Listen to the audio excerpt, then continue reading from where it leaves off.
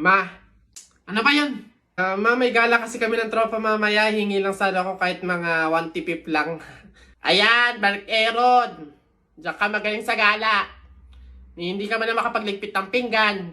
Ni hindi nga man lang mag-imbis-imbis dito sa bahay. Mano man lang maabutan ka man lang ng kape at nagkakandayuko na dito sa pag-iintindi sa bahay.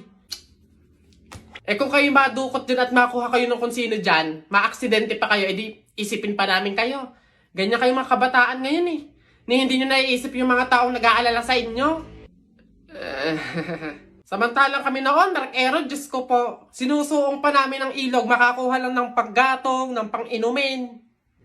Ay, kayo naman, Diyos ko po, purwisyo ng gala pa ng gala ang nasa isip. Napakadaming pwedeng gawin dito sa bahay. Kung yung igagala mo, inililinis mo ng kwarto mo. Kinukudkud mo yung inidoro doon sa likod. Kung kayo'y naabutan ng nanay at tatay ko, ay Diyos ko po, mata lang ang walang latay. Kapag nalaan na kayo'y lumabas ng bahay, akala nyo ba'y tayo'y mayaman? Akala nyo ba'y pinupulot at itinatay lang natin ng pera? Abay, budgetado na nga. Kasi, Diyos ko po, kayo mga kabataan kayo, napakaswerte nyo't hindi nyo naabutan ang hirap ng buhay noon. Kung naabutan nyo, kawawa kayo. Oh, salamat! Kung alam nyo lang Aaron! Mark Aaron! Buka ng shit!